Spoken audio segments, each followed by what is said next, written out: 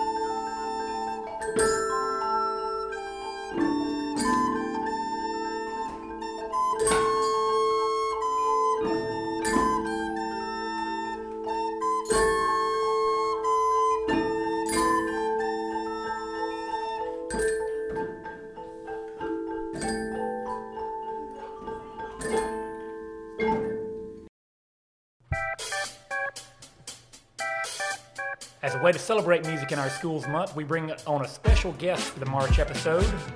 Our guest today is my colleague in the West End Music Department, Mr. Rucker. Mr. Rucker, welcome to the program. Thank you for having me. Now, everyone knows you as one of our two music teachers, and many might know that before that you worked in the special ed department at Rome Middle School. Tell us about your transition to teaching music this year. So the transition was pretty straightforward. The biggest part of the transition was coming from middle school to elementary school is I had to wake up a little bit earlier. But outside of that, one of the big differences, it's a little more routine for me being here at the middle school and having my own classroom. As far as when I was at the middle school, I was in 8 different classes, and so it was my day-to-day it was different, and there was a little bit of unexpectedness. But here, it's been good for me. I'm very OCD about things, and so routine works really well for me. But it's been enjoyable, to say the least. And so that's the biggest difference, to be quite honest, is just the again waking up earlier. So are you a coffee drinker? I am. I have to have my caffeine. Most people don't know. I do drink a lot of coffee. I do drink energy drinks. Most people may not like that, but I've become accustomed to the needing of lots of caffeine in the morning. I seldom use caffeine, and I never drink coffee in the morning, although yesterday the Swift and Finch truck was here, so I had coffee, and we were taking some fast tempos yesterday. I was like, zoom, zoom, because I'm just not used Absolutely. to it. So music must have been important to you in your elementary and secondary years as well. How did school music offerings impact you as a student? Music is, since I was a little kid, I've been around music. Everybody in my family was a musician, with the exception of my grandfather. My dad, he played the drums in high school, so he's the one that actually got me started drumming. My mom played the flute. My brother's a trumpet player. My grandmother's a drummer. And so music is ingrained in me. And so from the time that I could play, I remember being in beginning band. Wade Williams was my beginning band teacher, and I had no rhythm whatsoever. And I remember he was tapping the rhythm on his legs, and he was like, "Tap this rhythm back," and I couldn't do it.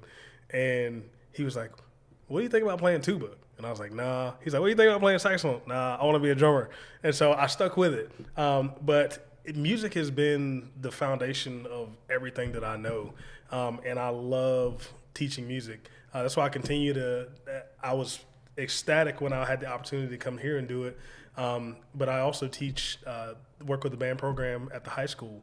And so music it's the universal language, and I love teaching it. I love seeing the impact that it has on the students here. And it's just a blessing that was able to transition here and have the opportunity to do that here. I love that you were able to play percussion even though you weren't successful at first. You stuck with it, because my story is very similar. I played trombone, and I was horrible for the first year or so, but my band director didn't give up on me. He was patient, and that's inspired me as a teacher, that when I have a kid that just doesn't get it, I never write him off, because what if my band director had done that to me? So I'm glad you shared that experience too. I mean, when I was in jazz band at the high school and Gene Inglis was my band director, I realized that some of the guys that I was surrounded by were leaps and bounds better than I was. And I was talking to Mr. Inglis, and I was like, "Hey," I want to take a year off and like just learn how to play. And he was like, "No." He was like, not only are you not going to do that, I'm going to put you in the lower jazz band and in the higher jazz band. So you're going to be in both jazz bands. And so you're going to play in the lower, and you're going to watch the guy and learn from him in the top jazz band. And so I'm very thankful that he was like, "No, you're not going to quit." He's like, "Cause not only are you not giving it up, you're doing twice as much as you have been doing." Yeah. So I mean, that paved the way for me to, I marched on the drum line at JSU. And then I ended up marching drum corps. I marched for Spirit of Atlanta. And so it opened the doorway, people not giving up on me, and the work ethic that, my parents had instilled in me. It just opened up a whole different world of music for me. And that's my love for music, again, stems from just being around it my entire life. And I love the piece about your family all playing too. Did y'all have like a family band and get together and play at home? We didn't, but we would. So on the weekends, all of my brothers and sisters, we would be at my dad's house, and we would be drumming on things, and we would have like I guess one of those kind of those impromptu music sessions in the cars. My dad would be drumming on the steering wheel, and I'd be banging on the window, and somebody be singing. And so we would have those like just impromptu car jam sessions. Yeah, that's so cool that it was just part of the culture. Yeah. Many listeners might not know that you have a degree in audio engineering.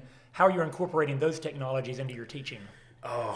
So this year, one of the things that I've started doing on top of just the organic side of music is incorporating digital music with the students. And I mainly do it with my 4th, 5th, and 6th graders.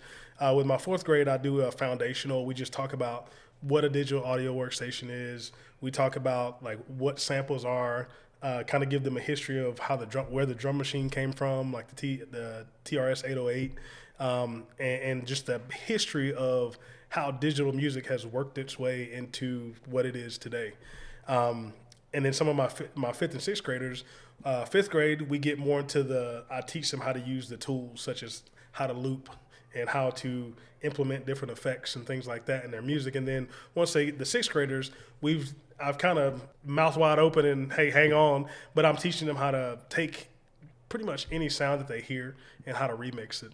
We've also gotten into some different Foley aspects of like how to make sound for different pictures and things like that. So they really, really like that. But overall, it's been a welcome thing for them, and they love it. They love it. Mr. Rucker is a music teacher at West End. Mr. Rucker, thank you. Thank you for having me. And now it's time for Inspirational Songs with Liam, the part of the show where Liam comes on and presents an inspirational song. Ovaltine, have you had this stuff? No, the next page. Oh, This little light of mine was often sung during civil rights rallies. People were fed up with discrimination and wanted to share their light with the whole world. This month, our pre-K class shares their light to you.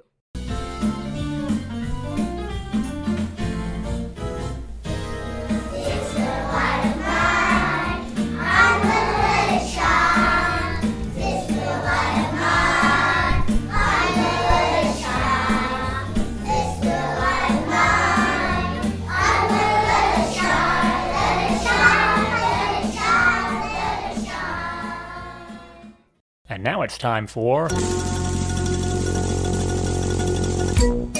Create That Song. We've been following the development of this song from its humble beginnings as a simple rhythm pattern to its current form with melody, lyrics, and accompaniment.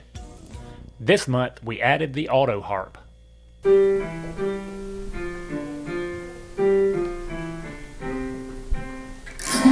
go to school so we can learn to sing. Joyfully, joyfully, joyfully we're singing. Regular listeners of this podcast will know that we are participating in March Mania. In this tournament, presented by the United States Marine Corps Band, 32 marches will compete against one another for voters to decide which one will be crowned the year's champion march. Let's turn to our chief March Mania correspondent, Jaden, to talk about the beginning of the tournament. So, Jaden, at the time of this recording, it is the first week of March Mania. What has been notable in the matchups that have happened so far? Well, Semper Fidelis and the Marine Hymns both won. No surprise there. The more interesting match was between Black Horse Troop and Colonel Bogey. Colonel Booger. No, Colonel Bogey. Oh, yes, of course. I thought Colonel Bogey might get much more votes because it's more recognizable, but I think the Black Horse Troop is a stronger march, so I'm glad it won. Now, last month you predicted that H.M. Jollies would win the tournament this year, but that march lost in round one to American Patrol by over 7,000 votes. Well, you know that the Prince process method says that we should touch up our ideas based on evidence. So, in the light of our recent events, I am now predicting that Bullets and Bayonets will win this year's winner. All right, all will be revealed next month. And that's it for today's show. I hope you'll subscribe to this podcast to hear new episodes as they're released. Doom Spiro Sparrow, and thanks for listening.